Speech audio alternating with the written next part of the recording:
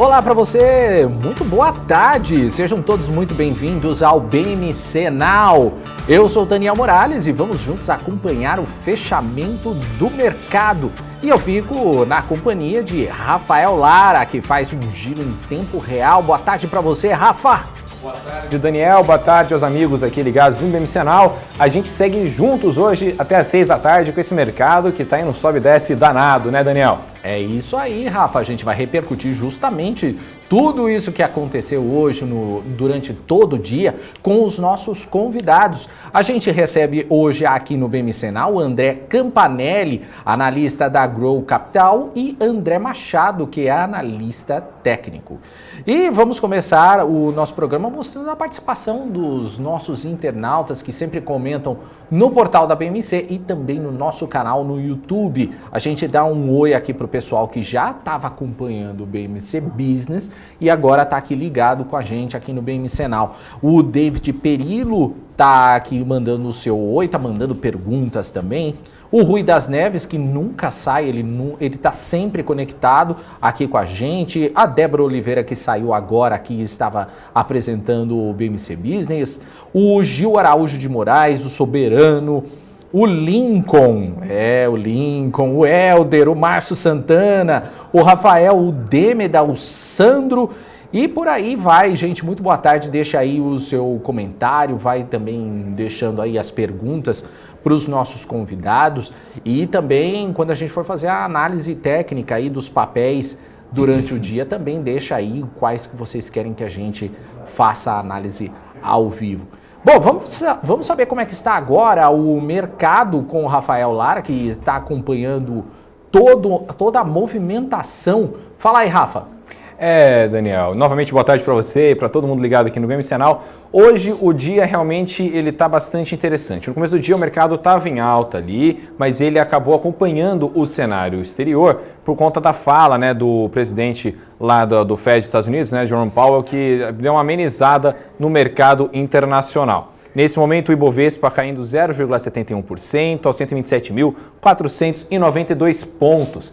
Entre as maiores altas do dia a gente tem Magazine Luiza, né, com uma alta de 4%, subindo, né, depois da aquisição da Kabum, né, que a gente vai falar daqui a pouco com os nossos analistas. Aí depois temos a CSN subindo 1,94%, JHSF subindo 1,55%, TOTUS subindo 1,37% e BPAC 11, né, agora disputando com a TOTUS ali o quinto lugar, né, juntamente com a JHSF subindo agora nesse momento 1,5%. Entre as maiores baixas do dia a gente tem CVC com uma queda de 3,54%, Pão de Açúcar com uma queda de 2,84%, Sul América com uma queda de 2,84% também, Suzano e Petrobras e PetroRio também, e a outra de Petrobras, né, todas aí juntas caindo mais de 2% nessa quinta-feira. E o dólar subindo 0,82%, Daniel. Beleza, Rafa, daqui a pouco o Rafa traz mais informações aí do mercado, traz mais números, ainda tem muita coisa para girar aí. E a Comissão de Segurança de Produtos de Consumo dos Estados Unidos processou a Amazon para forçar a varejista a retirar centenas de milhares de produtos perigosos que distribui em sua plataforma. A gente vai ver essa informação com a nossa correspondente nos Estados Unidos, Giovanna Locatelli. Fala, Giovanna. A decisão já está tomada e a Amazon vai ter que trabalhar um pouco mais para organizar esta logística. Por uma votação de 3 contra 1, a CPSC votou para registrar uma queixa administrativa, alegando que a Amazon, gigante do comércio eletrônico com sede em Seattle, é legalmente responsável pelo recall dos produtos. A alegação é que uma série de produtos vendidos pela plataforma ofereceriam riscos de danos ou morte até aos seus usuários, aos consumidores. De acordo com a Comissão de Segurança, os produtos incluíam 24 mil detectores de monóxido de carbono que não dispararam, também quase 400 mil secadores de cabelo que ofereciam riscos de eletrocução, além de uma infinidade de roupinhas infantis, mais especificamente pijamas, que foram produzidos com materiais inflamáveis. Nessa lista estão produtos vendidos diretamente pela Amazon e também por terceiros. A empresa disse que retirou a grande maioria dos produtos da plataforma, que vai fazer também o reembolso aos consumidores. Giovanna Locatelli, dos Estados Unidos, para a BMC News. Obrigado a Giovanna Locatelli. E uma nova lei que aumenta a tributação de bancos foi sancionada hoje. A lei prevê aumento da contribuição social sobre o lucro líquido, a CSLL, para bancos de 15% para 25% até o final do ano que vem, passando para 20% a partir de 2022.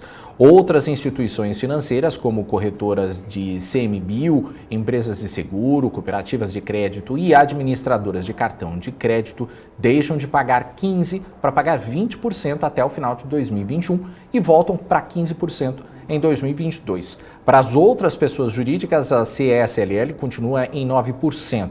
A lei também prevê o encerramento gradual de incentivos da indústria petroquímica até o ano de 2024 e um teto de até 140 mil para isenções fiscais do IPI, o Imposto sobre Produtos Industrializados, para a compra de veículos novos por pessoas com deficiência. E olha só, a informação do dia com certeza veio da Magazine Luiza, que comprou a Kabum, um dos maiores e-commerces de games e tecnologia do Brasil. Vamos ver na reportagem. O contrato de compra fechou em mais de R$1 bilhão, que vão ser pagos em 3 parcelas. A primeira será à vista, no valor de R$1 bilhão. Na segunda, será feita uma transferência de 75 milhões ao longo do próximo ano. E a terceira etapa inclui um pagamento de até 50 milhões de reais, mas que será definida de acordo com as metas do Kabum. Com a compra, a empresa deve reforçar a estratégia de expansão nos setores de tecnologia e jogos. De acordo com a Magalu, a rentabilidade apresentada pela Kabum no último ano, com receita bruta de 3,4 bilhões de reais e um lucro de 312 milhões de reais, mostra a alta eficiência de gestão da companhia. Com a compra do Kabum, a Magalu se consolida como um dos líderes do e-commerce formal brasileiro e reforça a atuação em um dos mercados que mais crescem no mundo de produtos para geeks e gamers. Em pouco mais de um ano, a Magazine Luiza já comprou o total de 21 empresas, incluindo o Jovem Nerd e o Canal Tech, também voltados para o público geek. Além disso, também adquiriu o conhecido estante virtual Synclog da área de logística e o VIP Commerce, voltado para a infraestrutura de e-commerce. E a seguradora AIG planeja usar um IPO para vender parte de seus negócios de vida e aposentadoria, enquanto o Blackstone concordou em comprar uma participação da empresa. A AIG e a Blackstone disseram que a firma de private equity vai pagar 2,2 bilhões de dólares em dinheiro por 9,9% da unidade. A AIG vinha respondendo consulta de potenciais investidores sobre assumir uma fatia de 19,9% na unidade de vida e aposentadoria. Mas o presidente Peter Zaffino disse em maio que a empresa usaria um IPO para vender a participação. E agora, mudando de assunto, o CAD aprovou a compra de empresas do grupo Ercosul pela BRF Pet. O grupo Ercosul é um conjunto de empresas com sede no Brasil, dedicadas ao desenvolvimento, produção e distribuição de rações secas e úmidas para cães e gatos. Com a operação, a BRF passa a deter cerca de 4% do mercado de pet food, segundo estimativas da Associação Brasileira da Indústria de Produtos para Animais de Estimação. E hoje pela manhã, a Paula Moraes conversou na BMC News com a Daniela Aiger, que avalia a aquisição de empresas e valorização a longo prazo. Vamos dar uma olhada. A gente está vendo aqui várias aquisições no setor acontecendo hoje, nos últimos meses, últimas semanas. Enfim, está todo mundo capitalizado. Eu queria entender, assim, acho que principalmente em relação ao movimento. A minha preocupação é mais em relação à geração de valor ao acionista, no sentido assim, parece que está relativamente fácil, né? Você anunciar, eu quero captar 3 bilhões de reais. Pô, 3 bilhões de reais não é nada pouco, né? É muito dinheiro. E as empresas captam assim muito fácil, 3, 4, 5 bilhões assim, faz uma oferta rápido, em poucos dias já está tudo pronto, já está no caixa da empresa. E está tendo uma disputa muito grande por esses ativos, né? E o investidor, de certa forma, vem uma aquisição, reage bem, mas será que realmente ali no longo prazo gera realmente valor para o acionista? Tem essa preocupação de pagar qualquer preço? Como é que o investidor também tem que olhar para essas aquisições? Tem um lado bom, né, de crescimento, de procurar alguma barreira de entrada, algum diferencial, mas ao mesmo tempo, será que realmente tanta aquisição assim faz sentido, né, no setor, em alguma empresa? Eu acho que a questão de ter muitas aquisições, né, no varejo de modo geral, e acabou que foi literalmente em todos os segmentos, né, do varejo. Então você vê no lado do e-commerce, você vê no lado de farmácia, você viu no lado de consumo discricionário, no próprio supermercados, então realmente bastante aquecido. Eu acho que tem um pouco também do fato da pandemia ter acontecido, né, então houve um momento de muita incerteza que mostrou-se que às vezes, talvez uma empresa menor, você tinha... até estava indo bem, mas não tem aquela resiliência financeira, né, essa solidez de caixa, e você se juntar a um player maior, isso acaba trazendo esse colchão e eventualmente até alavancando sua operação, né, então eu acho que a pandemia meio que mostrou que mesmo que você não tenha ficado numa situação muito difícil, uma empresa, talvez seja melhor você estar num ecossistema maior, ao lado de um player maior, e se juntar para garantir que você tenha uma perenidade maior como companhia, né? Então, com isso, acho que todas as empresas começaram a olhar o mercado, seja as pequenas, né, no sentido de estarem mais abertas a parcerias, ou sejam as grandes para ver oportunidades de modo geral, né? Então, essa questão de, o que gera valor, eu acho que é muito importante, obviamente, entender o valor. Algumas aquisições acabam nem tendo o disclosure do valor por nem ser tão material, pensando na companhia que tá comprando. Então, um exemplo foi ontem a aquisição da Arezzo, né? Ela comprou a MyShoes, que é uma marca que praticamente estava inativa. Então, ela nem deu o valor que ela pagou. Imagino que tenha sido bem pouco relevante, até porque foi feito via comunicado de mercado, né? Então, tem até algumas regrinhas que aí, quando é mais relevante, tem que ser via fato relevante. Então, assim, acaba que a gente busca muito mais entender o potencial dessa aquisição e também a estratégia por trás dela, né? Assim, obviamente, se comprar uma coisa totalmente fora do escopo da companhia, isso aí vai ser mais questionado, por mais que seja, de repente, quase que de graça, né? Se você comprar uma coisa que não faz muito sentido dentro da estratégia de posicionamento da empresa, isso tem que ser levado em consideração. Então, eu acho que é muito mais essa análise da estratégia e do potencial do que também se ater muito ao número. Obviamente, tem que olhar, né, principalmente quando tem esse disclosure, mas eu acho que a estratégia faz mais sentido, até porque muitas vezes uma empresa grande consegue destravar muito o valor de uma outra operação, seja porque a operação tinha desafios operacionais que essa companhia já domina, como foi o caso, por exemplo, do Carrefour com o Big, né? Então, o Big ele está passando por uma reestruturação. Carrefour já é um player que executa muito bem, então ele tem mais espaço aí para conseguir destravar esse valor, ou mesmo de repente uma operação que já está indo bem e você consegue alavancar ela ainda mais, né? Então tem diferentes tipos aí de aquisição. Acho que tem que se olhar caso a caso, não dá para ser generalista aí nessa análise. Você viu aí a conversa do Marco Saravalli com a Daniela Eiger, que é analista da XP Investimentos. A gente segue aqui agora no Now, dando continuidade aqui. Agora a gente recebe o André Campanelli, analista da Grow Capital. Oi, André, boa tarde para você, seja muito bem-vindo. Olá, boa tarde, tudo bem? Obrigado pelo convite. Obrigado você por vir aqui participar do nosso programa. André, hoje a gigante varejista Magazine Luiza, aliás foi o assunto do dia, anunciou a compra do e-commerce de tecnologia e games KaBuM por 3 bilhões e meio de reais. O que essa aquisição significa para a empresa? Então foi uma aquisição muito bem vista pelo mercado, né? Assim, começando até assim o valuation que eles pagaram. Assim, a gente vê hoje, né, um mundo com valuation, principalmente coisas ligadas à tech, muito altos, né? Então acho que o primeiro ponto foi uma compra num valuation à primeira vista interessante. que significa a Magalu continuando com a estratégia dela, né, de entrar em novos mercados que ela não opera tão bem, né, como a Daniela da XP falou, né, entrou com a estante virtual primeiro, né, para explorar um segmento que ela não explorava tanto. É um caminho mais curto, talvez, né, para a empresa explorar um segmento, especialmente o segmento que a Kabum atua, que é um segmento que foi super bem ano passado, né, a Kabum cresceu mais de 100%, né, durante a pandemia, então foi super beneficiada, né, pela maior demanda por tablets, computadores e periféricos. Então acho que é um atalho quase, né, para Magazine Luiza entrar nesse segmento que está crescendo bastante.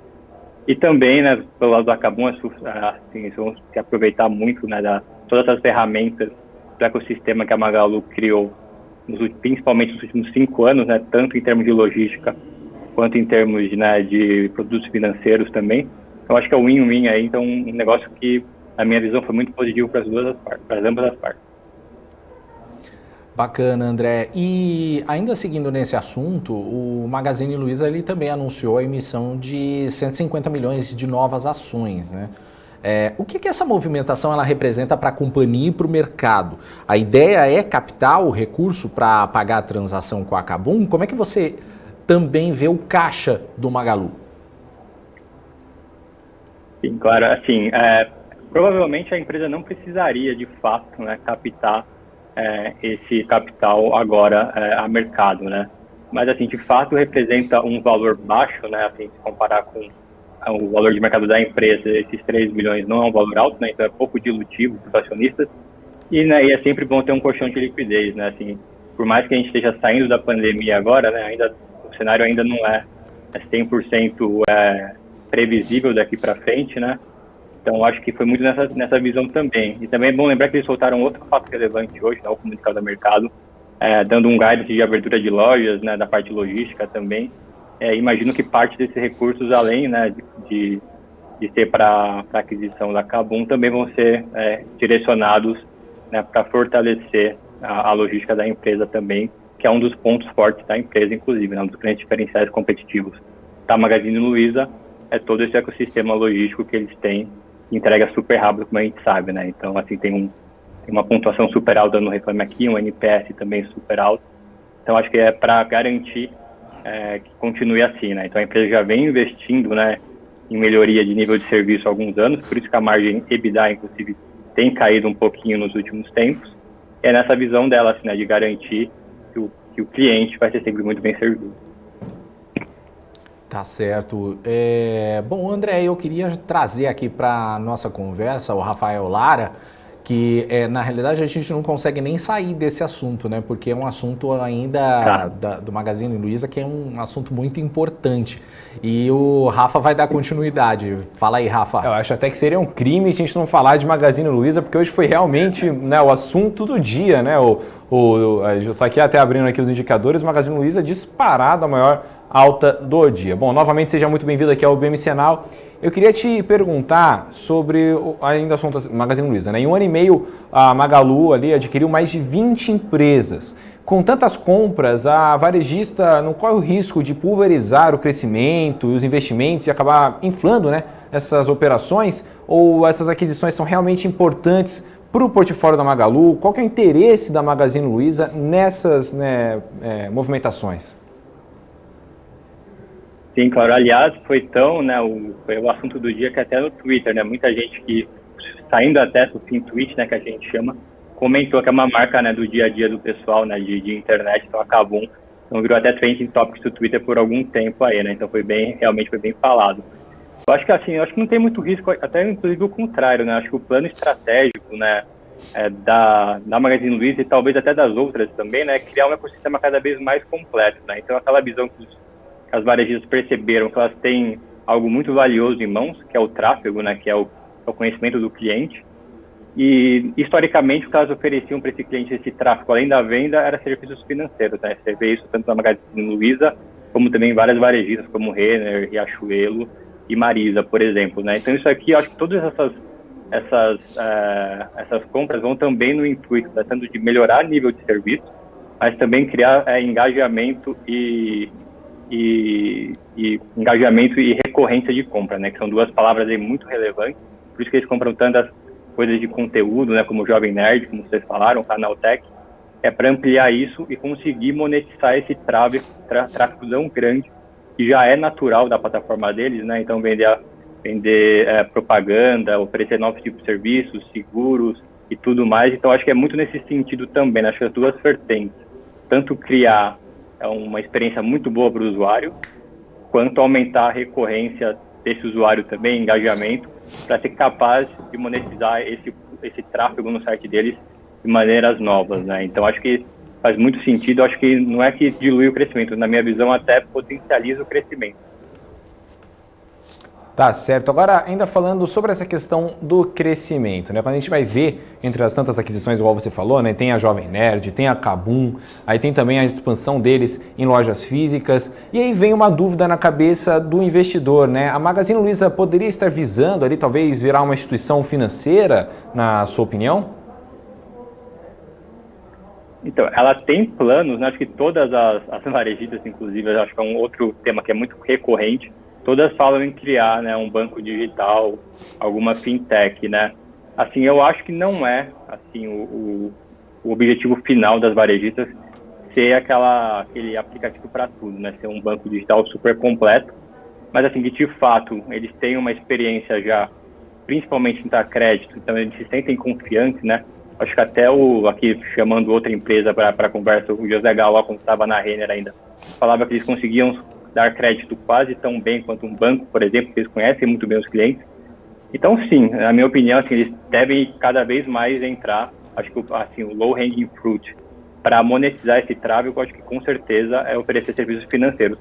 Agora, se tornar um banco completo, com todo tipo de serviço, tentar competir, por exemplo, com o Nubank, assim, eu acho que não é o objetivo, até porque é um negócio que, apesar de ter boas oportunidades, é um negócio que consome muito capital, né, também. E aí sim poderia ter muitos pratos ali para equilibrar, podendo eventualmente até reduzir o crescimento na atividade principal, que é o varejo, né. Então, acho que eles vão dar alguns passos ali, mas acho que dificilmente alguma vai tentar criar um banco muito dominante para competir mesmo no mercado bancário. Acho que é muito mais como um acessório para o ecossistema deles. Tá certo. Agora, falando um pouco sobre a ação da Magazine Luiza em si, né, a Magalu 3. A Magazine Luiza, como os investidores bem sabem, né, ela é um case aí de muito sucesso, né? Em 2015 ela custava 20 centavos, depois ali teve, né, um upside ali de mais de 16% 16 mil por cento, desculpa, em 5 anos, né, chegando ali a casa dos R$27, R$25, enfim. E hoje ela é cotada aos R$23,84. Você acredita que com essas aquisições a precificação do papel ela é alterada? Você acredita que o investidor deveria ali buscar um novo objetivo, talvez R$50, R$40? Como é que você acredita que o mercado financeiro pode se impactar aí no curto, médio e longo prazo com essas movimentações aí, né, do Frederico Trajano lá da Magazine Luiza? Uhum. Acho que a gente pode dividir aqui em duas partes, né? Então, primeiro a Kabum, né? Então, que é também um marketplace, né? É um varejista. Acho que aí a conta é mais fácil, né? Então, eles pagaram múltiplos mais baixos que o da própria Magazine Luiza. Então, a gente fala que a aquisição foi accretive, né? Em termos de lucro.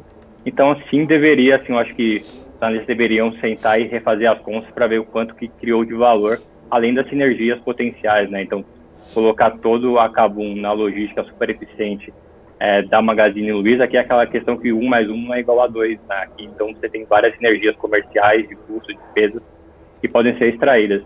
Na questão, né, nessas questões de fintechs, de logísticas, de conteúdo, aí eu concordo que é uma conta um pouco mais difícil, né? Aí você teria que fazer, que é uma coisa que muitos tentam fazer hoje, é tentar calcular, né, o quanto que vale cada usuário, né, da Magazine Luiza, e você coloca nas suas assumptions, né, todos esses tipos de serviços que a Magazine Luiza pode potencialmente oferecer para ele.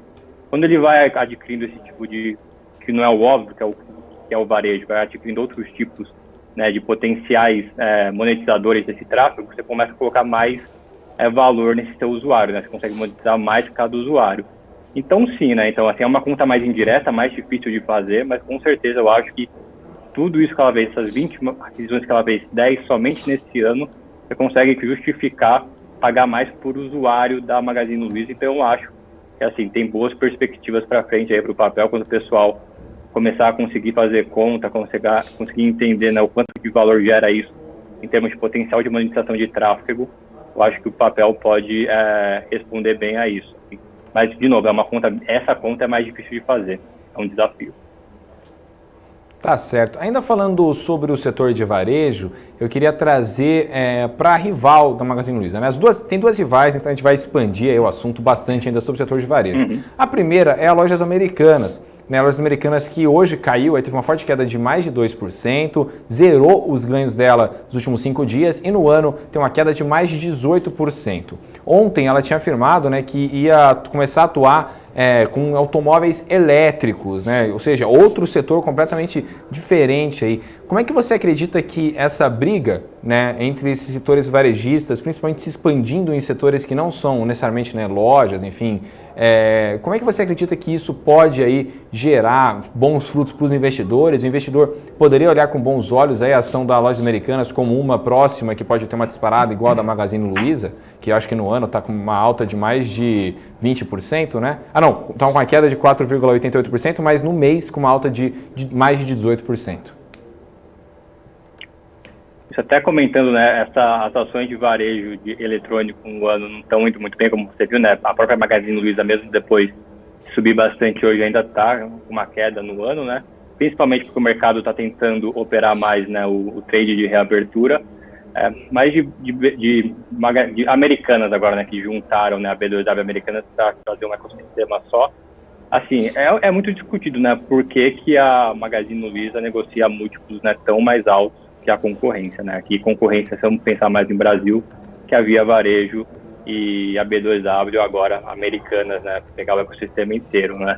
Acho que o principal ponto aí em dúvida da loja Americanas não é nem tanto assim um prospecto de crescimento, que sim, o ano passado foi um pouco mais fraco que as concorrentes, né? Então eles focaram mais em geração de caixa e agora eles estão em modo crescimento de novo.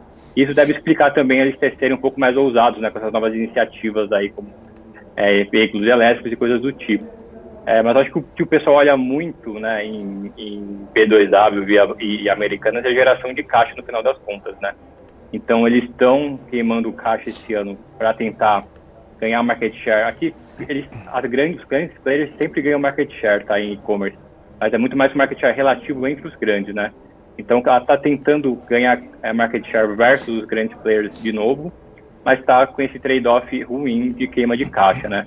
Então aqui eu acho que essa é a dúvida, né? E também a fusão com as lojas americanas, né? A junção dos CNPJs, como a gente fala, tem alguns benefícios tributários também, mas do ponto de vista de integração logística, de comercial, já tinha muito sido feito, tá? Então assim, já eram razoavelmente integradas. Tem um limite de integração aqui versus a Magazine Luiza, por exemplo, que assim, o que vende na loja física é mais similar, né, com o que vende no site. No caso das Americanas é muito mais uma loja de conveniência, né, que são as lojas físicas. Mas acho que esse é o grande ponto, né, em relação a B2W Americanas, é que a Magazine Luiza já tem um modelo provado que cresce bastante, né, a níveis chineses, né, como o Fred gosta de falar, e que gera caixa, né, então ela consegue se autossustentar o crescimento. Assim, abrir loja custa caro, né, tanto em termos de capex para montar uma loja, como em termos de capital de giro, né, não é uma conta fácil. E a Magazine Luiza acertou essa conta, e quando a B2W ainda tenta encontrar meios, né, de gerar caixa mais consistentemente. E esse ano, de novo, né, para voltar a crescer perto das concorrentes, voltou, né, no modo mais que está aceitando queimar caixa de novo, né. Eu acho que essa é a principal preocupação aí do mercado também. Tá certo. Bom, vou chamar aqui o Daniel Morales, que tem mais perguntas aí sobre o Magazine Luiza, e depois a gente volta aqui, eu vou te fazer pergunta ainda sobre o Grupo Via. Tem bastante assunto hoje aqui no BMCanal sobre o setor de varejo, que está em alta hoje, né? Está no holofote do mercado, né, Daniel? Exatamente, Rafa, tem muita coisa ainda para falar. Eu queria fazer uma pergunta pro André, que é o seguinte, André. Hoje, durante a programação, muitos telespectadores acabaram fazendo uma pergunta no estilo de que a Magalu ela está querendo ser a nova Amazon, mas muitos analistas falam que não, que isso não é o futuro da Magalu, que ela está mais preocupada em ser a nova Alibaba. Você concorda com isso? Então, aqui acho que tem um primeiro ponto para se fazer, né, em ser a nova Amazon. Acho que para ser uma nova Amazon, ou até uma Alibaba, implicaria em ter um market share muito relevante no mercado, né? Nos Estados Unidos, a Amazon é super dominante, né? Agora, o Walmart também tem tentado, né, pegar uma parte desse e-commerce. Aqui no Brasil, acho que o consenso geral é que não tem esse modelo de winner takes all, né? Então, acho que a gente vai ver vários vencedores ali para frente. Enfim, o que eu acredito que eles queiram ser o player dominante, sim, mas assim, para replicar o que a Amazon faz, né, do ponto de vista de consumidor, eu acho que é mais fácil, né? Então, uma entrega rápida, talvez criar um plano de fidelidade, por que não, né, que a concorrência já criou, inclusive, né, monetizar o tráfego, né, a Amazon agora está muito forte, né, na venda de advertisements no site mesmo, né, tentar realmente monetizar, já que eles são tão dominantes também em tráfego, né, assim como em vendas, por que não, né, vender propaganda no próprio site, né? Então acho que e também tem o social selling, que é muito forte lá nos Estados Unidos, né, com aqueles links patrocinados. Aqui a Magazine Luiza também tem tentado fazer, mas eu não acho que ela ache que vai ser tão dominante quanto a Amazon é nos Estados Unidos, que inclusive é uma coisa bem particular ali, né? A Alibaba eu acho que é mais ou menos nesse mesmo caminho, né? Então a Alibaba, acho que até mais, né? Porque a Alibaba, além de dominar, né, o e-commerce na China, também domina vários outros segmentos, né, com QR Code, com pagamentos e coisas afins, né. Eu também acho que é um modelo bem difícil de replicar no Brasil, né. Aqui no Brasil tem vários players competentes, a própria Amazon entrando mais forte, né, os players nacionais também muito bem posicionados, né, super agressivos também, começando a entrar em conteúdo. Então, eu acho assim, eu não acho que a empresa tenha essa pretensão hoje de ser tão dominante quanto a Amazon é, mas com certeza a Amazon é uma inspiração para todas elas, né, não tem, em termos de como atender o cliente, né, em como monetizar o tráfego, em como criar recorrência, né, em como fidelizar o cliente com assinatura, com conteúdo. Eu acho que todas tentam replicar o modelo da Amazon, mas eu não acho que está no plano de negócio de nenhuma delas chegar a 60%, 70% de market share no mercado brasileiro. André, só antes de repassar para o Rafa, eu queria só complementar, então. No caso aqui, eu estou até vendo uma informação aqui que o Frederico Trajano já falou que a Magalu se prepara para ser o Alibaba brasileiro. É bem nesse estilo que você acabou de falar, né? Isso, assim, eu acho que é a inspiração, né? Tem, assim, quer ser o player dominante, quer ser o número 1 do Brasil, né? Quer estar em várias partes da vida da pessoa, né? Quer estar na parte financeira, na parte de seguros, no cartão de crédito, quer ser um ecossistema que a pessoa vai lá, abre o aplicativo. Na Magazine Luiza, se você abrir o aplicativo naquela parte de cima ali, tem vários serviços além do e-commerce, né? Então, sim, eu acho que é um desejo de chegar lá, de ser um cara que vai oferecer muitos serviços para o seu cliente. Mas em termos de dominância de mercado, eu acho muito difícil conseguir, de novo, porque tem players muito bem organizados no Brasil competindo com você. Tá certo. André, eu vou repassar então aqui para o Rafael, porque ele tem, acho que, mais pergunta para fazer para você. Vai lá, Rafa. Sempre tenho pergunta. Bom, agora falando um pouco sobre a Via, né? Antiga Via Varejo, Vevar 3. Bom, a Vevar, né, é uma ação que ela tá, né, hoje ela fechou numa leve queda de 0,6%, tem uma movimentação parecida com a da Magazine Luiza no acumulado do ano, né, com uma queda de 8% ali, e no mês ela ainda está ali no 0,54% positivo, depois de ter disparado ali mais de 9%. Como é que você vê o case da empresa se aproximando, né, dessas outras empresas, né, como Magazine Luiza e Lojas Americanas, que têm se movimentado para diversificar seus setores, né? A gente acabou de falar, por exemplo, a Magazine Luiza comprando um monte de empresa que não necessariamente é de varejo, a Lojas Americanas querendo atuar no setor de automóveis elétricos. E como é que você vê a Via Varejo, antiga Via Varejo, desculpa, né, o Grupo Via, nesse meio do jogo aí? Você acredita que pode ser uma boa oportunidade para o investidor que quer investir justamente nesse setor de varejo, de fato? Sim, de fato a Via Varejo assim, fez grandes, né, mudanças nos últimos 2, 3 anos, né, trouxeram executivos de mercado aí do Mercado Livre, né, para tocar o marketplace, o pessoal de marketing da Magazine Luiza também foi para lá, né, para recriar as marcas, né? Acabaram de lançar, como né, renovaram o mascote, mudaram o ponto frio para só ponto, né? Trocaram também a marca da empresa para a Via. Também fizeram grandes melhorias em logística, nível de serviço para o consumidor. Já tem uma força muito grande no crediário, né? Que assim, tem uma experiência de várias décadas, né? Em dar crédito para as classes C, né? E C menos ali do público, que é o grande mercado consumidor no Brasil.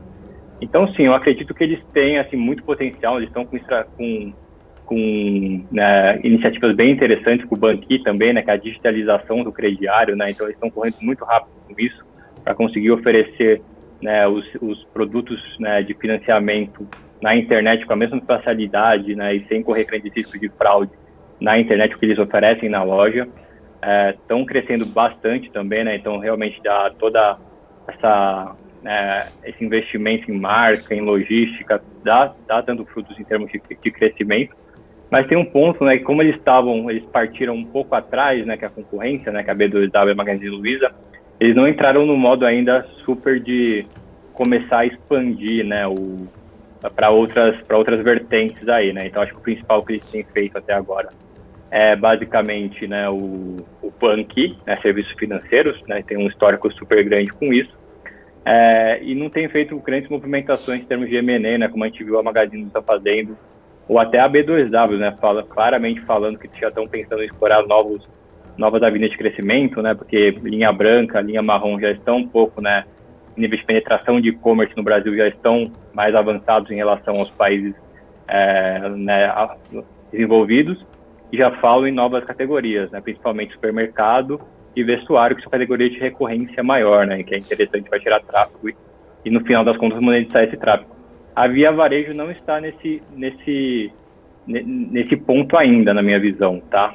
Mas com certeza, assim, a força do crediário deles é muito forte, e se eles começarem a acertar, né, mais consistentemente os resultados e começarem a expandir para novas avenidas de crescimento fora, né, do que eles já fazem hoje, acho que pode ser uma oportunidade boa, assim. Eles negociam, né, eles são bem comparáveis, né, com o Magazine Luiza, perdão, na questão de logística, né, eles também têm muita loja espalhada pelo Brasil inteiro, tem um produto financeiro super atrativo, então acho que sim, pode ser uma boa alternativa para comprar talvez uma Magazine Luiza que ainda não aconteceu, né, uma Magazine Luiza de alguns anos atrás, né, eles não têm problema de geração de caixa também, né, são empresas que também acertaram, né, a maquininha de geração de caixa, então acho que sim, pode ser uma alternativa interessante para o investidor que queira investir em varejo fazendo só um ponto aqui que como eles não têm um histórico muito grande de entregar bons resultados como a Magazine Luiza, talvez haja um pouco mais de volatilidade no meio do caminho, mas que de fato tem um bom potencial ali, tem sim, acredito sim. Tá certo. Bom, agora eu queria perguntar um pouco para você, André, sobre o setor de saúde, né? A gente sabe que, enfim, né, a produção me falou que você é um grande entendedor aí do assunto, e uma notícia que veio hoje que foi muito importante era a questão da Redditor, que a XP Investimentos hoje soltou um relatório falando que a Redditor está entre uma das prováveis candidatas a entrarem aí no índice Bovespa, né? Inclusive eles deram um peso provável de 2,5% para ela, com a probabilidade alta de entrar. Inclusive eu fui até ver a Redditor aqui, e ela entrou na Bolsa no ano passado, né? Foi em dezembro do ano passado. Como é que você vê essa possível entrada da empresa? Como é que você acredita que isso pode acabar destravando o preço dela aí? Você acha que o investidor deveria ficar posicionado nela? Afinal, em 2021, né, esse ano mesmo, em fevereiro, ela estava R$ 74,00. Desde então, ela caiu mais de 7%, hoje fechando aí com uma queda de 1,17% a R$ 69,17. Uhum. A questão da Redditor entrar no índice, né, claro que é positivo, né, para fundos indexados, às vezes entra no radar, né, se a empresa estiver no índice, ainda mais com peso, né, acho que vai ficar comparável com o preço de GNDI e Hapvida combinados, mas um ponto que era meio que esperado, tá, então a empresa tem um market cap muito relevante, né, mais de 100 bilhões de reais, negocia bastante também, né, então até por isso que tem, né, poderá ter esse peso no índice, então acho que já era algo meio esperado. De maneira geral, o mercado acha positivo, né, quando uma empresa entra num índice, né, que o pessoal usa para compor carteiras, né. Mas como acho que já era meio esperado, não fez tanto preço, né? O que eu acho que segurou a valorização da ação esse ano foi a oferta que fizeram, né, no meio do caminho agora, né, em que alguns acionistas venderam, né? Então o pessoal quis entender o porquê deles venderem, né, dado, assim, principalmente a família vendendo uma posição lá deles. Mas eu ainda vejo muito potencial ali, né? Em saúde, especialmente, escala faz muita diferença, tá? Para compra de medicamentos, né? Para tudo que você imagina, né? Então, para gerir hospitais, ter só um centro de serviço compartilhado, com vários hospitais ali embaixo dele. Então, escala é muito relevante para a saúde, né? E ele é um cara super dominante, uma marca muito forte, né? Então, está sendo beneficiado agora no cenário, né? Com a volta da economia, né? Agora que os procedimentos eletivos estão voltando ao normal, e ainda tem a Covid também, né? Que por um lado aumenta a centralidade dos planos de saúde, por outro lado acaba beneficiando, né, os prestadores de saúde, como os hospitais, né? Então é o maior, né, player de hospital no Brasil, marca super forte, um time super bom também, né? Super capitalizados também, já fizeram algumas aquisições relevantes esse ano, né, que prometeram, inclusive, né, no processo de IPO. Vão entregar também muito crescimento orgânico de leitos também, né, com vários projetos de Brownfield e Greenfield, que vão ser inaugurados em breve. Então, acho que esse é uma empresa que deveria, né, começar, a prestação potencialmente pode começar a refletir todo esse cenário mais favorável para ela. O que eu acho que segurou esse ano foi principalmente isso, tá? Foi a oferta que anunciaram ali, que criou um overhang no papel, e também a dúvida, talvez, sobre o setor de saúde, né, se realmente ia voltar ou não, como ia voltar agora com a pandemia, finalmente, né, dando uma arrefecida. Tá certo. Bom, e ainda continuando sobre o setor de saúde, você mencionou um negócio que é bastante interessante, né? Foi a fusão entre a Hapvida e a Intermédica, né? E são duas ações que realmente sempre estão aí no holofote do investidor, né? GNDI, né, que é a da Notre Dame Intermédica, tem uma alta máxima aí de todo o período desde que ela entrou na bolsa em 2018 de mais de 300%. A Hapvida também sempre está no radar do investidor. E eu queria te perguntar justamente sobre essa fusão. Como é que você acredita que ela pode impactar o mercado financeiro, principalmente se a Redditor entrar no Ibovespa? Como é que você acha que esse setor vai ficar? Você acha que um reaquecimento pode ocorrer? E como é que essa disputa vai ocorrer, na sua opinião? Você acha que é uma disputa até mesmo leal, né? Uma fusão entre uma das duas maiores empresas, aí, muita gente até chamando de um pouco de monopólio do setor da saúde? Então, mas as empresas são realmente muito dominantes, né, cada uma em sua região, né, principalmente se olhar só o mercado de verticalizadas, né, aquelas empresas que têm o plano de saúde e o hospital, né, no mesmo grupo econômico, mas elas são muito complementares geograficamente, né, então a Intermédica muito mais aqui, mais para o sul, né, e com muito planos corporativos também, e a Hapvida muito focada em Norte e Nordeste, né, com planos principalmente individuais, né.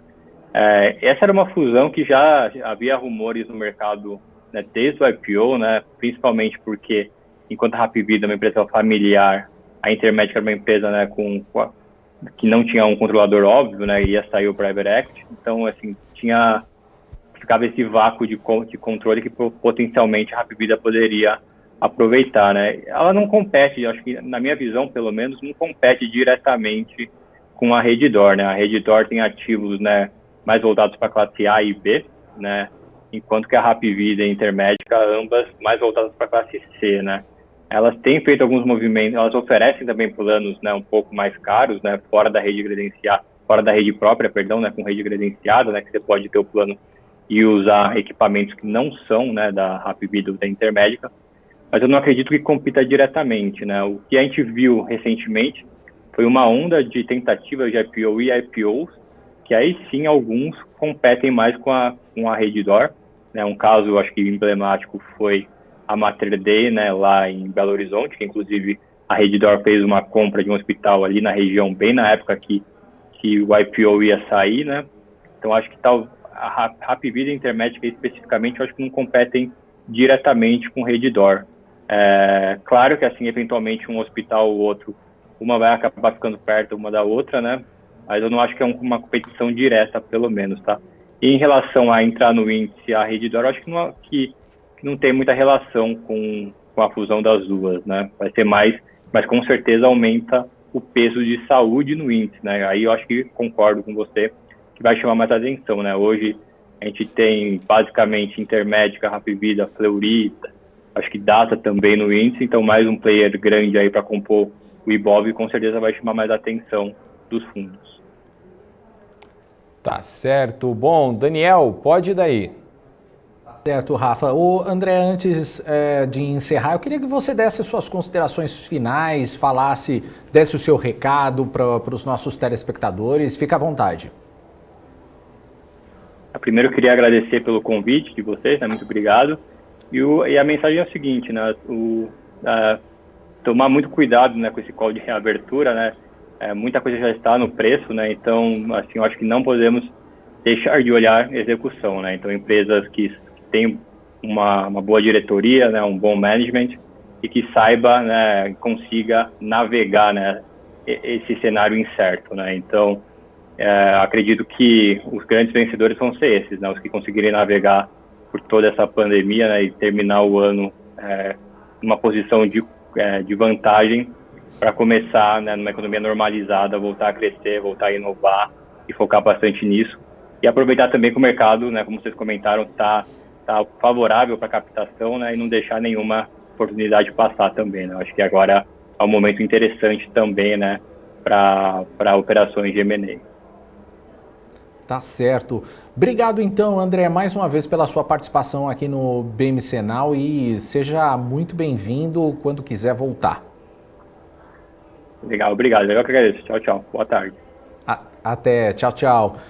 Bom, aí a gente falando com o André Campanelli, daqui a pouco a gente vai ter mais um André aqui, que é o André Machado, que vai analisar também os papéis do mercado hoje. Aliás, já deixo aí a dica para você que está acompanhando a gente, já deixar as empresas que vocês querem que a gente analise daqui a pouquinho. Daqui a pouquinho a gente chama então o André para conversar com a gente. São 5 horas e 22 minutos, a gente segue aqui com o nosso giro de notícias. O Santander adquiriu o controle de 2 empresas com perfil digital. Uma delas é a startup Solution for Fleet, plataforma que oferece solução para a assinatura de veículos. A segunda aquisição, feita por meio do site Web Motors, foi da Car10, um marketplace que reúne hoje 80 mil oficinas. Posicionando-se em negócios digitais ligados ao setor automotivo, o Santander já analisa outras aquisições. Das anunciadas, o Santander comprou 80% da Solution for Fleet e 67% da Car10. Os valores não foram anunciados e as transações ainda precisam passar pelo aval do Banco Central. E o Banco Safra anuncia um novo segmento para clientes de alta renda. O Safra anunciou a criação do Safra HighNet, que vai atender clientes com portfólios de 3 a 15 milhões de reais. Segundo o banco, o novo segmento traz uma proposta de valor diferenciada que responde às expectativas e necessidades de pessoas e famílias cujos patrimônios vêm de longo tempo, assim como aqueles de empresários e empresárias profissionais liberais, CEOs, produtores rurais e outros que têm empreendido com sucesso e formaram um patrimônio significativo. Ainda segundo o Safra, o novo segmento vai ter atendimento ainda mais próximo e diferenciado e uma oferta completa de produtos, serviços e especialistas financeiros dedicados. Bom, a gente volta a falar agora com o Rafael Lara, isso porque a gente vai falar agora sobre o fechamento do mercado. Tem setorial, tem movimentação de todos os setores aí, né, Rafa? É contigo. Valeu, Daniel. Bom, exatamente. Vamos dar uma olhada na nossa divisão setorial do Ibovespa, essa fotografia que a gente sempre traz aqui, né, essa análise, para mostrar que o dia não foi morno, né? No momento que a gente fez ali a análise no pré-fechamento, todos os ativos estavam com retorno de 0,70%.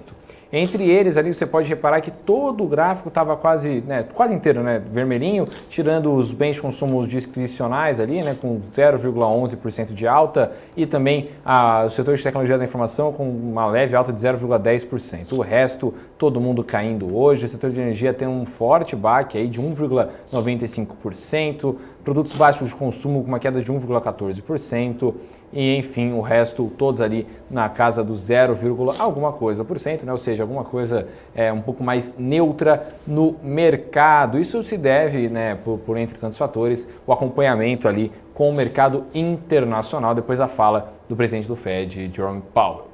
E agora, fazendo nosso giro de notícias, a Monte Rodovias entrou com pedido de oferta pública inicial de ações na CVM. De acordo com o prospecto preliminar da empresa, que é resultado da aquisição das concessionárias CBN, CRA e CRC pela Monte Equity, a oferta será coordenada por Goldman Sachs, BTG, XP e UBS BB. A empresa teve um prejuízo líquido de 14 milhões de reais no ano passado, ante um lucro líquido de 9,1 milhões de reais um ano antes. A empresa espera usar os recursos arrecadados para o pagamento de dívidas, investimentos orgânicos e inorgânicos, além de poder reforçar o seu caixa. E hoje estreou o quarto e último episódio da websérie Brasil pra Frente, que já está disponível no nosso portal, um projeto da BMC News com o CLP, o Centro de Liderança Pública. E nesse episódio o assunto é privatização. Vamos ver um trechinho. Não, aquela estatal é ineficiente. Você não fala subir a subida, nem fala descer a descida. Basta dizer, é estatal. Se você falar estatal ineficiente, é uma figura de pleonasmo. O governo ele gerou o afastamento de todo o setor privado. A discussão de privatização no Brasil ela nunca foi feita de uma forma clara, de uma forma transparente, mostrando para a sociedade os ganhos de se fazer isso. Hoje a gente tem mais de 70 bilhões de reais em obras paralisadas. Muitas dessas obras nunca deveriam sequer ter sido iniciadas, porque são obras que não fazem sentido nenhum. Algo que jamais aconteceria numa seleção de alocação por parte do setor privado. Quando eu cheguei ao governo, eu recebi um relatório que me entregaram dizendo que havia 134 empresas estatais. Como bom mineiro, desconfiado, obviamente eu não acreditei. Encontramos 698 empresas.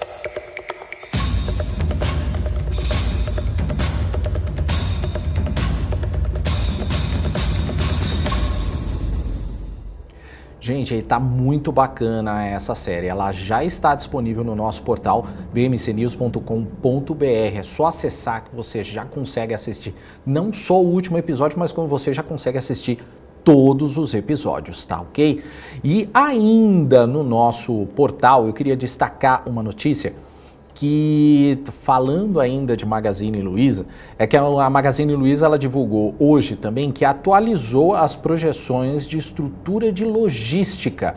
De acordo com a empresa, o novo objetivo é expandir a rede para 1.680 lojas físicas até o ano de 2023, o que corresponde a um aumento de 16,67% em comparação aos de hoje. Outro ponto de destaque está nos centros de distribuição. A empresa pretende chegar em 26 centros até o final do ano. Para 2023, o objetivo será chegar até 33 centros. Com as expansões, a empresa espera aumentar a área total de 1.630 metros quadrados para 2.000. Para quem não sabe ou perdeu a informação, hoje a Magazine Luiza realizou uma série de divulgações importantes. Uma delas foi a compra da Kabum, como a gente já divulgou, um dos maiores e-commerce de tecnologia e games do país. O valor será pago em 3 etapas, com a primeira parcela à vista de R$1 bilhão. As outras serão realizadas por meio de transferência e o pagamento de ações, que vão somar 125 milhões de papéis. Bom, a gente agora vai trazer uma informação, uma entrevista, na realidade. Teve uma conversa na manhã de hoje na BMC News com o Léo Monteiro, que é analista da Ativa Investimentos. E ele avaliou o cenário para a parceria entre a TIM e a Croton. Vamos dar uma olhadinha. Um pouquinho do setor de educação, a gente também tem visto algumas movimentações e parcerias, né? A TIM e a Croton lançaram uma das plataformas de vendas aí de cursos mobile. Como que você está vendo a parceria aí do ponto de vista estratégico das duas empresas? Você acha que essa é uma movimentação também positiva para as duas? Com certeza. E quando a gente fala dessa negociação, na nossa visão, tem um potencial transformacional muito maior, principalmente para a Croton, do que essa parceria com essa joint venture da B3, né? Por quê? Porque quando a Croton faz essa parceria com a Croton seria o braço de ensino superior da Cogna, só para deixar claro. A Cogna é a holding de educação que engloba a Vasta, a Croton, a Saber e a Platos. Então, quando a gente fala dessa parceria da Croton e da Cogna com a TIM, a gente fala que a empresa vai ter acesso a uma base de cerca de 50 milhões de clientes, né? Se a gente imaginar que desses 50 milhões de clientes, 1% deles vão conseguir... A Croton vai ter penetração de 1% sobre essa base de 50 milhões de clientes. A gente imagina que praticamente dobra a base de alunos do EAD da Croton. Então, é um negócio que tem muito potencial, principalmente para a Croton, na nossa visão. É algo que até surpreende a gente, né? A empresa declarou que pretendia um plano de turnaround, principalmente na parte de ensino superior, né? Reduzindo a estrutura física do credencial, aumentando a qualidade dos cursos, focando no EAD. E até agora, desde desse anúncio, que foi visto até com certa desconfiança para o mercado, a empresa entregou notícias interessantes, né? Movimentos interessantes. Se eles de fato vão ser efetivos, eu acho que só o tempo dirá, mas que a gente, pelo menos aqui, achou interessante para a Cogna, de fato foi.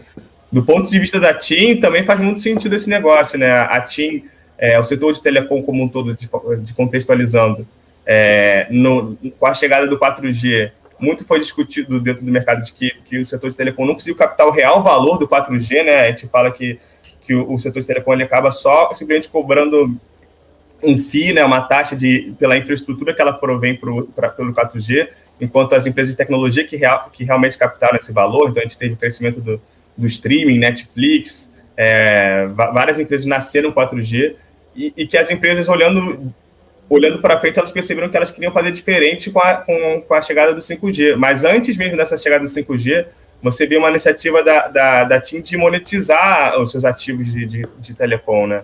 Então, através de parcerias estratégicas muito interessantes. A gente teve a parceria no passado com o Banco C6, ali o cliente da TIM que abre conta no Banco C6 tem uma série de benefícios, e essa parceria com a Cogna é na mesma lógica, é uma parceria que vem para agregar valor aos serviços da TIM, para ela não ser uma empresa de telecom simplesmente provedora de infraestrutura, mas também uma empresa provedora de serviços, de forma a monetizar ainda mais os seus ativos, né? É muito interessante para a gente, para as duas empresas. Ô, Léo, já que a gente está falando disso, né, pegando esse gancho um pouquinho, a gente costuma falar muito da questão ESG, né, mais a questão ambiental, ou mesmo até de governança corporativa. E o CEO da TIM, ele disse que essa parceria com a Croton aí é um importante passo ESG na questão social para eles, porque ajuda aí na democratização do ensino no Brasil. Você vê as empresas mais realmente preocupadas com essas questões aí, ESG atualmente? Você acha que o ESG está ficando mais presente no dia a dia das operações aí? Muitas empresas até começando a pensar em fusões, aquisições mais ligadas a esse tema por conta aí para atender esse lado ESG? Não, sem dúvida. Acho que o ESG é uma tendência que vem para ficar, não tem mais volta. E ela está ali no mercado para todas as empresas que querem, de fato, serem consideradas bons investimentos por parte dos investidores. É uma tendência forte. Eu acho que o setor de educação ele é um setor que, por natureza, ele já tem um componente ESG interessante, né, de democratização da educação, principalmente quando a gente pensa no curso de EAD, que ele consegue acessar camadas da população que o curso presencial muitas vezes não conseguia. Então, essa parceria de fato faz sentido nesse aspecto, e o conceito ESG eu acho que ele vem para ficar mesmo. Tá aí a entrevista da Paula Moraes com o Léo Monteiro, que é analista da Ativa Investimentos. Bom, a gente dá continuidade aqui com o nosso BMC Now. A gente recebe agora o nosso segundo convidado do dia, que é o André Machado. Ele é analista técnico e ele já está aqui com a gente. Seja muito bem-vindo, André. Boa tarde para você.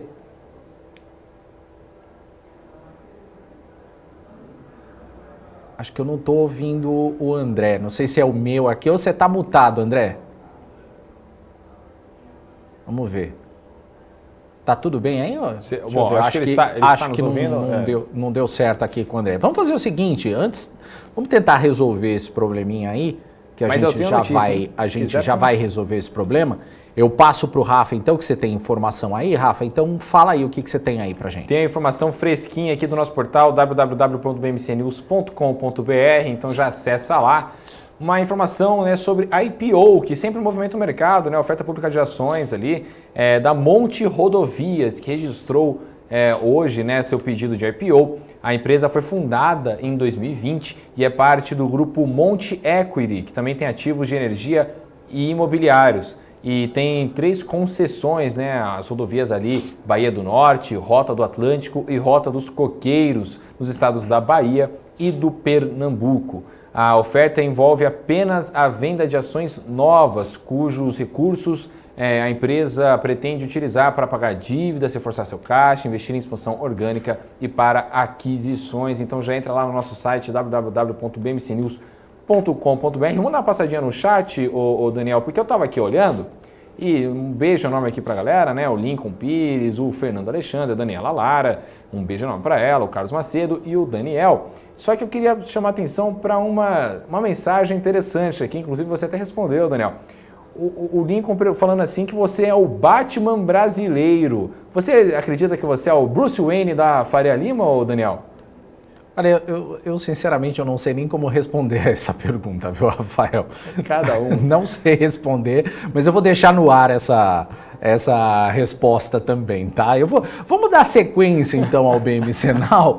A gente vai chamar de volta o André Machado, analista técnico. André, agora você está ouvindo a gente?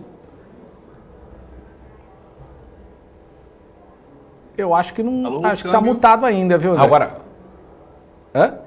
Oi, me ouve? Agora sim, pronto, a gente já consegue te ouvir, aí sim. Bom, em primeiro lugar, seja bem-vindo, boa tarde para você.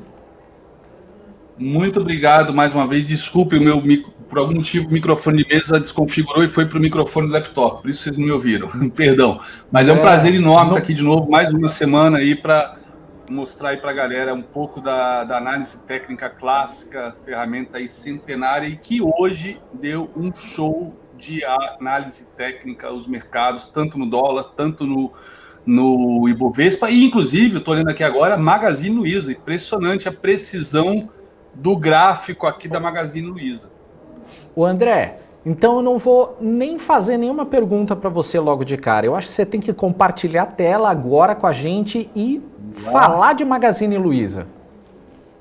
Eu vi que vocês estavam falando de Magazine Luiza antes de eu entrar no ar, e eu falei, opa, deixa eu já deixar o gráfico aqui na agulha para mostrar para o pessoal. Olha só, vamos lá. Para quem tem me acompanhado aqui nas últimas 4 semanas aqui na BMC News, eu tenho sempre mostrado Fibonacci. Eu sei que é uma ferramenta um pouco polêmica na análise técnica, né? Mas eu até hoje comentei, Fibonacci, baseado na razão áurea, né? Na sequência de Fibonacci, é razão áurea e vale ouro isso vira ouro na mão de um analista técnico competente que estuda, conhece e sabe e usa e retrações para montar uma estratégia de trading, porque diferentemente do investidor a longo prazo que quer valor, né, ao longo do prazo, juros compostos, dividendos, o trader ou day trader ou trader que especula por semanas ou meses, ele sabe que o mercado vai fazer zigue-zague para cima e zigue-zague para baixo. E assim sempre foi, sempre será. E o Fibonacci ajuda a mapear esses zigue-zagues até onde vão numa direção para depois virar e ir para outra. Então, aqui, por exemplo, o Magazine Luiza, né? A gente estava nessa tendência aqui de baixo, ó, vou traçar esta linha aqui, ó. A gente estava nessa tendência de baixo aqui, eu tomei a liberdade aqui de deixar esse candle para fora, tá? Como se fosse um falso rompimento, peguei esses topinhos aqui para pegar esse topo aqui de baixo, que para mim é importante. Por quê? Porque na hora que a gente rompeu este topo, tecnicamente eu passei a entrar em tendência de alta. Reparem que, inclusive, quando o preço começa a trabalhar acima desse topo aqui, a minha média de 20 já virou. E ela, eu insisto, não trate a média de 20 como se fosse uma coisa simplória, ou mística, dogmática. O próprio Daniel Kahneman, Nobel de Economia, psicólogo, ele trata o conceito de média móvel no livro dele, sensacional, chamado Rápido e Devagar, e ele mostra, e para mim foi sensacional a leitura desse livro, porque veio justamente me mostrar para que serve a média móvel. A média móvel é um conceito matemático, né? Inclusive, se tornou popular, infelizmente, nesse último ano e meio, por conta da pandemia, que mostra o quê? Todo dia no jornal, a média móvel de contágio, de óbitos, né? Se a média móvel é ascendente ou descendente. Então, a média móvel mostra o quê? Tendência. E todo trader profissional, especulador, ou investidor de curto prazo, que é um especulador também, tem que, se possível, operar sempre a favor da tendência, que é para onde o mercado está indo. Então, a média móvel aqui mostra a direção. E, neste caso, ela está virada para cima, inclusive por isso que ela está verde, não vermelha. Mas, tecnicamente, no momento que eu rompi este topo aqui, tecnicamente eu já estou em tendência de alta. Nem precisava da média móvel para me dizer isso. Ele rompeu uma linha de tendência de baixa e fez o quê? Um pivô de alta. O que é um pivô de alta? Fundo, topo, topo mais alto. Na hora que ele já rompe este topo aqui, eu já sei que o próximo topo vai ser necessariamente mais alto. Então, se eu já tenho 2 topos ascendentes, posso ainda não ter o segundo, tenho já 2 topos, 2 fundos ascendentes, isso é uma tendência de alta, pronto. E aí, nesse caso, ela fez essa correção, tá? Eu projetei esta primeira perna aqui, com essa lateralização aqui, e botei os alvos. Olha onde a Magazine Luiza hoje, que abriu com forte gap de alta, fez a máxima do dia. Na projeção de 100% dessa alta. Então aqui eu tenho um valor X em valor financeiro, né? Ou seja, ela saiu desse fundo em R$ 18,24, veio até R$ 21,41, ou seja, esse valor é o que está projetado no alvo de 100%, e aonde fez a máxima. Então, quando rompeu esse ponto aqui, ela se valorizou exatamente até o dia de hoje, na máxima, a mesma coisa dessa primeira pernada. Então isso é espetacular, isso é lindo, isso aqui é algo que está presente em quase todas as ciências humanas, odontologia, medicina, arquitetura, engenharia, pintura, música. Por que não no mercado financeiro, no comportamento dos preços, né? Então ela foi no alvo de 100%, lindo, fez a máxima e caiu fechando na mínima, mesmo assim com uma alta de 3,45. Então o que esperar da Magazine Luiza? Bom, agora vem a outra parte aqui do Fibonacci. No momento que ele caiu tudo isso, eu boto as retrações, que são alvos naturais de correção dessa perna de baixa.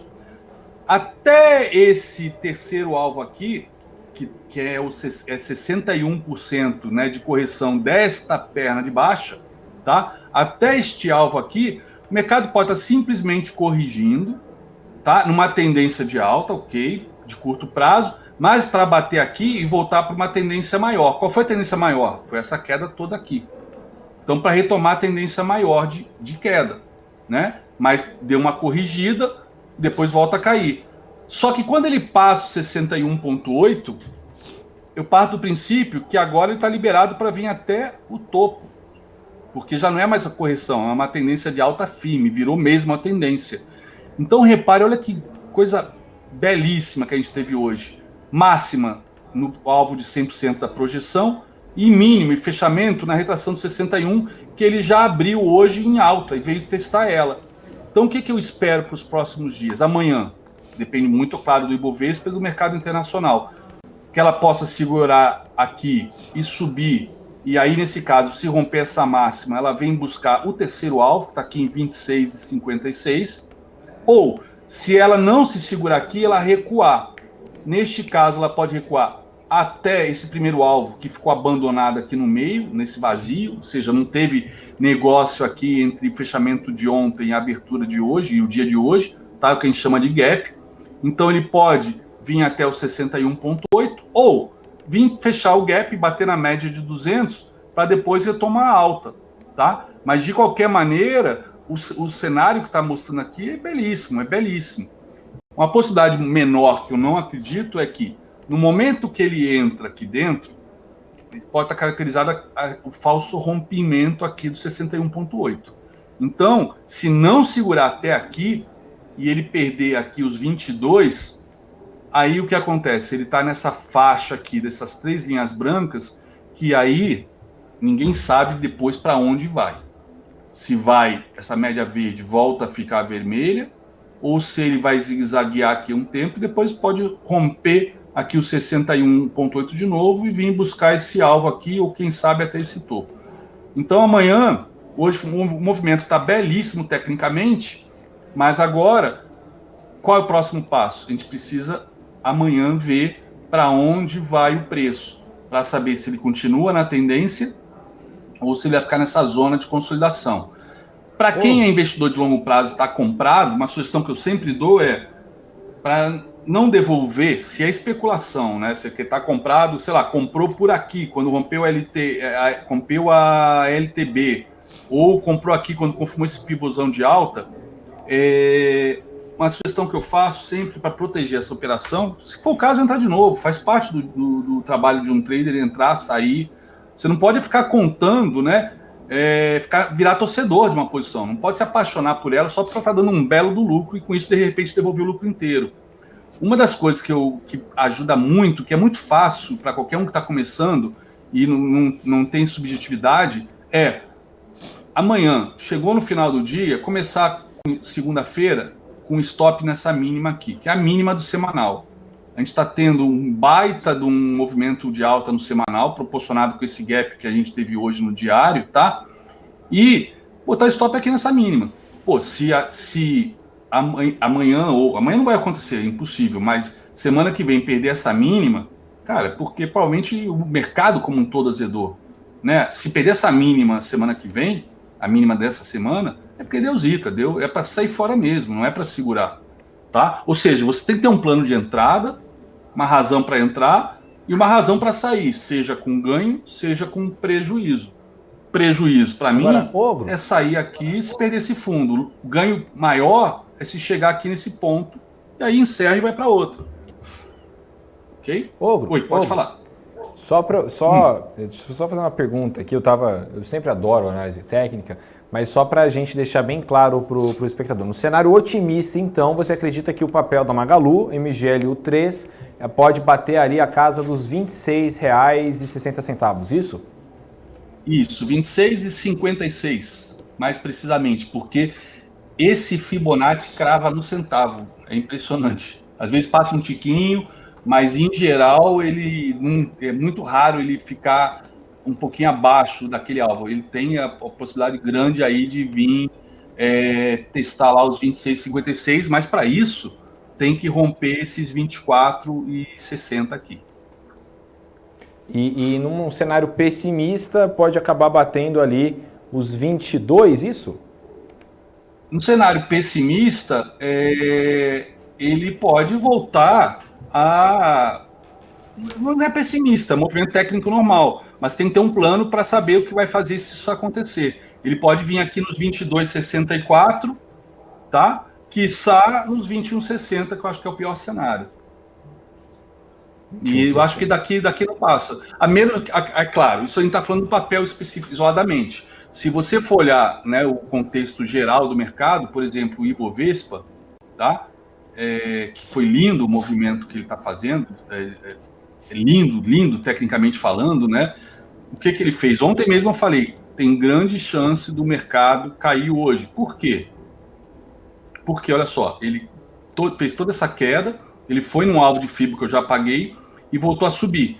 E aí eu fiz o quê? A retração. Por quê?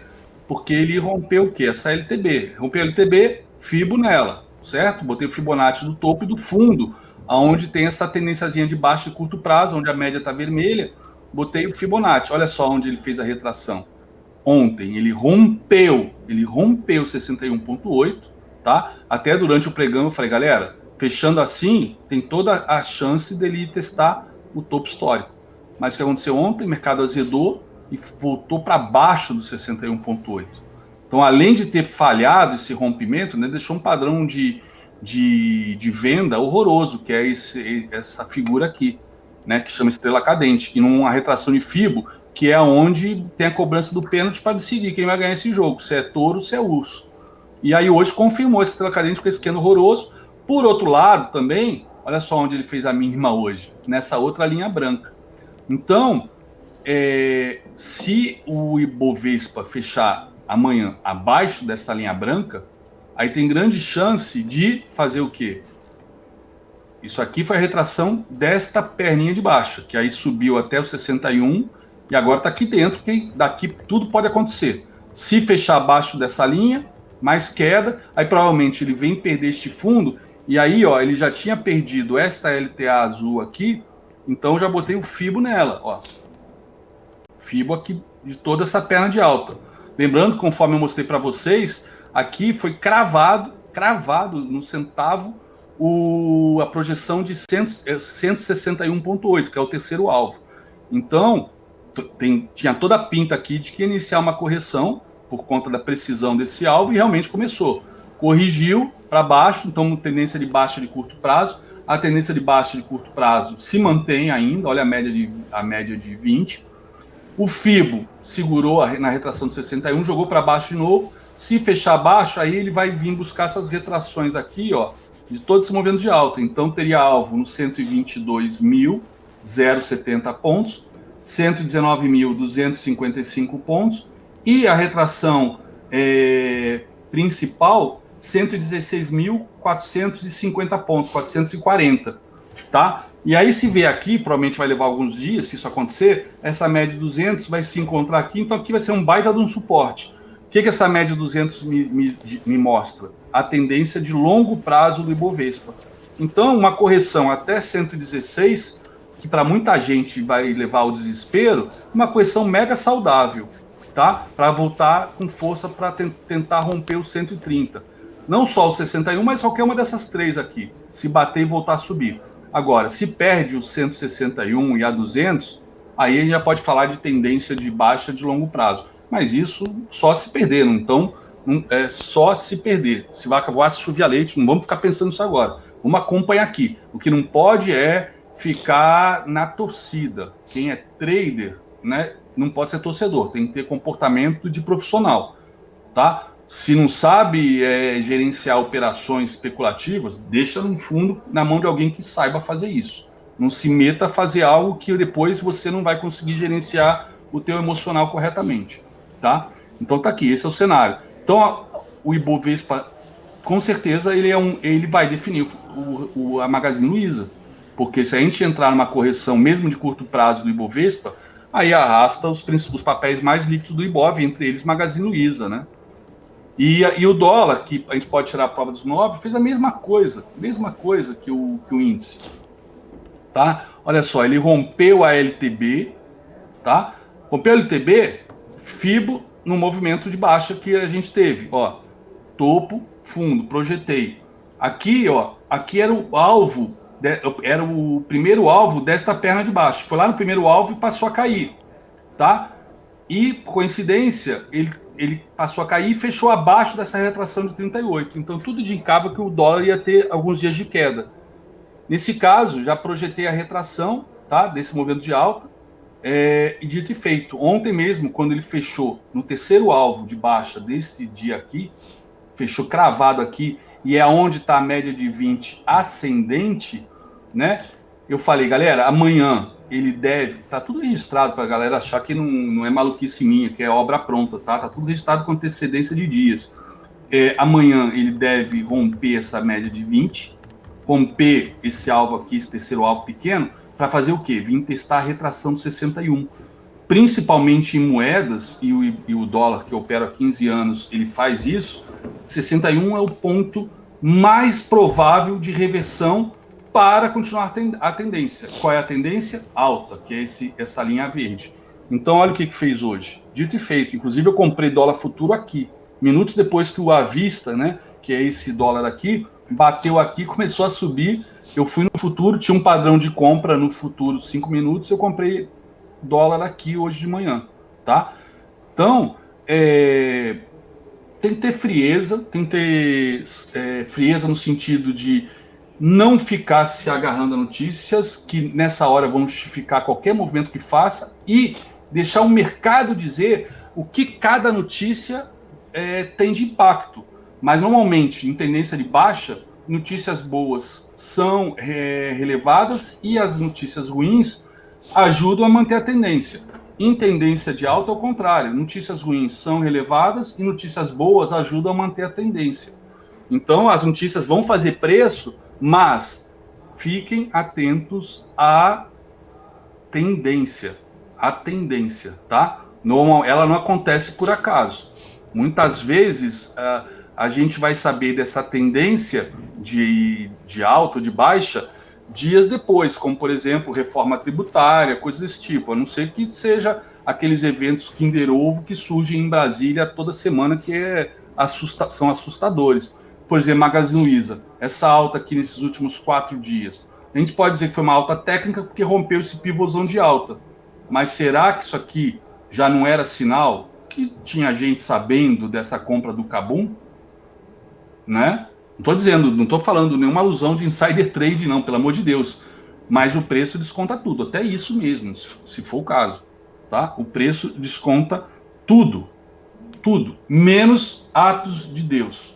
Tá? Tipo uma Fukushima da vida, um atentado do 11 de setembro, mas mesmo assim, o mercado, na sequência, se ele está em tendência, ele mantém aquela tendência ou a tendência vai ser completamente invertida por conta desse ato imprevisto, né, que é o que o Nassim Taleb batizou de cisne negro, né?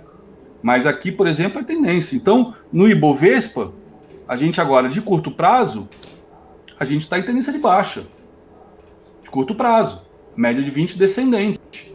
Pode ser que amanhã, se romper essa máxima e fechar acima, retome a tendência de alta semana que vem de curto prazo e venha romper o topo histórico. Por outro lado, se amanhã fechar abaixo dessa mínima aqui, ele vai manter essa tendência de baixa e pode vir desde os 122 mil até os 116 dentro de uma tendência de baixa de curto prazo. Tendência de baixa de longo prazo só se perder os 116.500. Aí não quero nem mencionar, porque são uma hipótese que não vamos falar sobre hipótese, vamos esperar acontecer. E aí quarta-feira que vem eu estou aqui para a gente analisar o que aconteceu de hoje até quarta. Mas o gráfico está muito, muito, muito técnico. Tá com a precisão dos movimentos simplesmente incrível. E o Ibov, bem como o nosso dólar. Tá? O nosso dólar, o Ibov. Olha aqui que interessante o fundo imobiliário. Olha aqui. Quando ele perdeu a tendência, quando a questão de vai ser tarifado pela reforma tributária ou não, olha onde foi a mínima do IFIX, o índice de fundo imobiliário. Olha onde foi a mínima. Ele acabou violando, mas nesse mesmo dia voltou, olha onde ele fechou. E no dia seguinte, quando rompeu esta máxima, projeção para cima. Olha onde está indo. Terceiro alvo. E se romper esse alvo aqui, eu vou projetar o quê? Vou projetar toda esta perna de baixa para cima. Aí ele pode vir romper topo aqui. Tá? Mas olha aqui, mesmo com a questão da notícia, divulgação dos relatórios de reforma tributária, vai taxar fundo imobiliário, depois não vai taxar. Mas olha como é que o movimento continuou sendo perfeitamente técnico. Como sempre foi, sempre será. Isso aí é algo incontestável, mas que eu carrego essa cruz de ficar tentando convencer a galera que dá para confiar, dá para utilizar, dá para acreditar, porque é muito poderosa essa ferramenta, é muito poderosa. E é importante não ser apaixonado, não transformar isso em seita e usar isso a seu favor para planejar o movimento dos mercados, saber onde entrar, saber onde sair, saber onde pode ter reversão, para não ficar com cara de bobo depois vendo o seu lucro aí voltar todo em alguns dias, né? Bacana, Ogro. Olha, depois de uma análise completa dessa, a gente não pode falar nada. Tanto que o pessoal aqui do chat tá comemorando aqui. A gente tem aqui pode colocar a gente na tela aqui de novo, junto com o André. Olha só, o Fábio colocando aqui, Dali o grão, Alan Mendes, André Machado é monstro. Rui das Neves aqui fazendo... Rui das Neves mostra esse cara aqui que é o Leonardo Fibonacci. Tá vendo? Eu acho que eu tô no escuro. Né? O Rui das Neves falou o seguinte aqui, falou, para quem não sabe, André Machado foi o primeiro professor a dar BMC-Now, só agradecendo o pessoal que participou, que mandou todo... Ó, o André tá respondendo aqui, caiu aqui, ó. Tudo bem, André, não tem problema, mas vai aqui o nosso abraço, obrigado e até a semana que vem aí, tá? Valeu! Gente, muito obrigado, o BMC-Now vai ficando por aqui, você vai ficar agora com o BMC Talks, com Marcos Saravalli, ele que vai trazer todas as informações a partir de agora. Um abraço para você, a gente volta a se encontrar amanhã. Tchau!